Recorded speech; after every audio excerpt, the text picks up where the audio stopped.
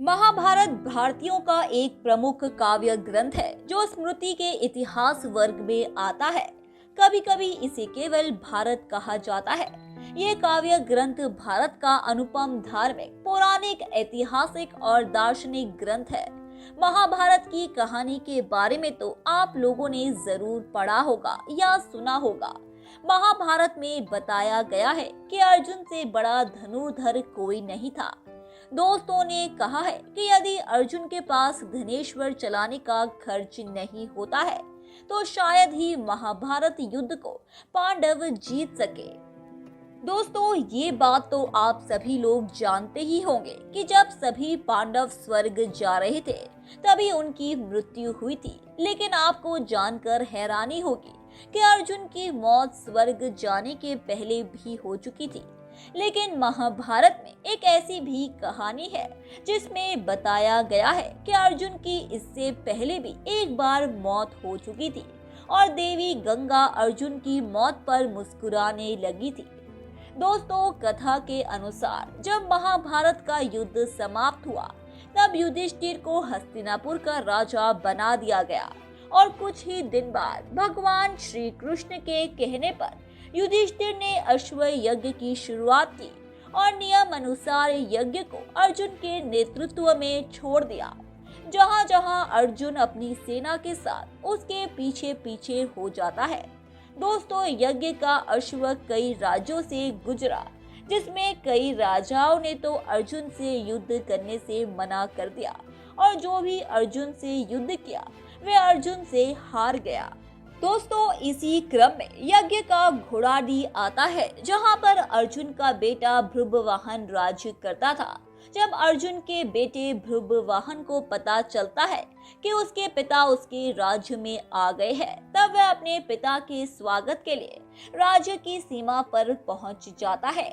लेकिन राज्य की सीमा पर अर्जुन अपने बेटे से कहता है कि अभी मैं हस्तिनापुर का प्रतिनिधि हूँ, यहाँ इसलिए ईश्वर नियम अनुसार मुझसे युद्ध करना होगा। उसके बाद अर्जुन और भृगुवाहन के बीच भयंकर युद्ध छिड़ जाता है और कुछ समय बाद भृगुवाहन दिव्य अस्त्र से अपने पिता अर्जुन के सिर से अलग अलग आवाजें निकालते हैं।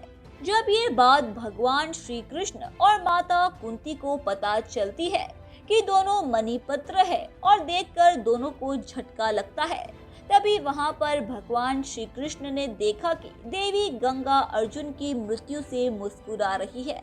उसके बाद देवी गंगा माता कुंती से कहती है कि आप क्यों रो रही हो? आपके पुत्र का तो उसी का बदला मिला है जिसी प्रकार मेरे पुत्र भीष्म इसे अपने पुत्र की तरह स्नेह करता था, फिर भी इस पापी ने मेरे पुत्र भीष्म का वध कर दिया। जब भीष्म की मृत्यु हुई थी तब मैं ऐसे ही रोई थी और आज मैंने भीष्म का बदला ले लिया है, क्योंकि जिस बाण से भृगुवाहन अर्जुन का वध करता है वे मेरे द्वारा ही उसे प्रदान किया गया था। उसके बाद भगवान श्री कृष्ण कहते हैं कि अर्जुन ने तो भृगुवाहन के हित को सिर्फ रोक दिया था, स्वयं हित से नहीं किया था। अर्जुन ने तो उसी दिव्य बाण से आपका मन सिंकित था। भगवान श्री कृष्ण के तर्क सुनकर गंगा माता अर्जुन के सर को जोड़ जाने का उपाय बताती है जिससे अर्जुन फिर से जीवित हो गया। देवी गंगा की मृखाकृति से बदले की बात सुनकर श्री कृष्ण हैरान हो गए और बोले, हे देवी, आप किस मोड़ की बात कर रही है? आप किससे बदला लेंगी? अर्जुन की माता कुंती से या फिर अर्जुन से? आप एक माता से प्रतिशोध कैसे ले सकती है?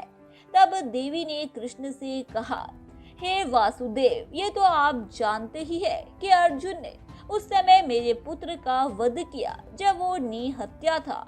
अर्जुन का ऐसा करना जब उचित था तो अर्जुन का वध उसी के पुत्र द्वारा कर क्या गलत किया?